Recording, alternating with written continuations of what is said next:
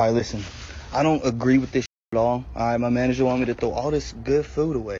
This is what's known as manufactured scarcity. Manufactured scarcity is where we throw things away or we act like there isn't enough of something to go around for everyone. And why do they do this? They'd say for quality control, but really, it's so they can hoard things and keep us separated. If we're all well-fed and well-read, we'd rise up and take our power back from the people at the top. By the way, did you know that since 2012 we have been a post-food scarcity world? Meaning we've had enough food since 2012 to feed every single living person on this planet 3 square meals a day. Actually, it's way more than that. We have enough food to feed 18 billion people annually, 3 meals a day. And if you didn't know, that's 10 billion more people than we currently have. So why do they let people starve to death? Well, it's because capitalism can only work.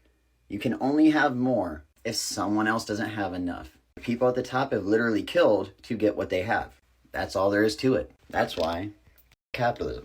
So this TikToker by the name of Saint Stereo 3 points out something that I think we all should realize by now. And that's the fact that not only is there enough food for everybody in the world, but also, at least when it comes to the United States, there's enough housing. We need to recognize that for most things that we might need or want, there's more than enough to go around, and yet it doesn't go around. And not only that, but we in the United States and Western Europe actually get what we have and need from the global South. That is to say, we use the military, we use predatory lending, we use structural adjustment programs to force entire countries into poverty in order to steal the wealth from their countries, steal the resources from their countries, to provide us for what we want, and to produce so much that we actually produce enough for everybody in the world. And yet somehow at the same time, the people whose countries we pillage in order to produce goods for us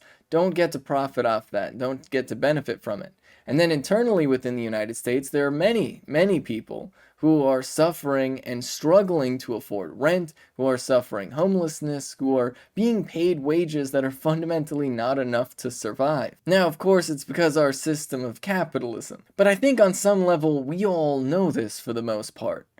And from the perspective of the capitalists, that's kind of the problem. You see, what you also might notice going on right now is the prices for things increasing. It's not that there's some sort of massive shortage. Now, there are some structural problems that exist in our supply chain because of the coronavirus, but the reality is for most of the necessities of life, the things that we need are being produced, and a lot of them aren't being sold. So why are the prices going up? Well, the price is going up because capitalists want to make more money. It's quite that simple. But then what is the response from the government? Well, as much as they like to talk about dealing with inflation, the only response that they have that they can think of is giving less benefits to working class people, blaming inflation on working class people and government spending, and not on corporations that are trying to increase their profits. And alongside this, and here's the really wild part, they keep increasing the military budget and the police budget.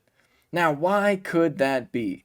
I think it has something to do with the fact that more and more people are aware of the reality of this system. And as protests across the country continue to grow, the response from the government is not a response of meeting people's material needs, of rolling out subsidies to make sure people are putting food on the table, rolling out land reform programs to make sure landlords are not able to exploit the housing market and exploit people to the point where they're evicting people and sitting on empty apartment units and housing, just so that they can make extra money off of the few people that do still have apartments. Instead of doing anything like that would actually help the situation, they are just increasing the budgets of the police department and the military. I mean, just look at the protests that happened because the Supreme Court is due to overturn Roe versus Wade. Literally, federal agents were down harassing non-violent pro-choice protesters in Los Angeles. And when a few people peacefully protest in front of Brett Kavanaugh's house,